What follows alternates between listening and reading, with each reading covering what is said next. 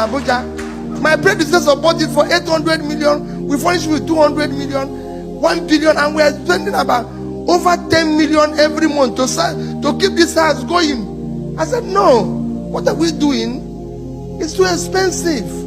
I don't live in Abuja. I'm governor of Anambra. I have nothing to do with the lodge in Abuja.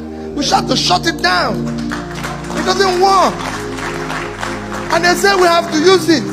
We have 15 vehicles, 15 in Abuja.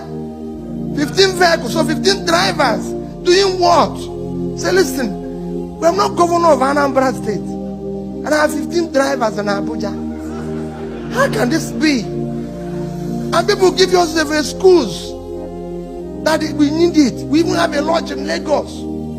Tell me, what type of rascality is this? I said, no, it cannot happen. We have to shut all these things down. We don't need it. Because it doesn't make sense. Mr.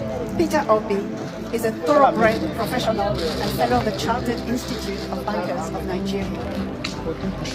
He has excelled both in private enterprise and public service, and had at various times been the chairman of Fidelity Bank PLC, chairman Guardian Express Mortgage Bank Limited, chairman Paymaster PLC, to mention just a few.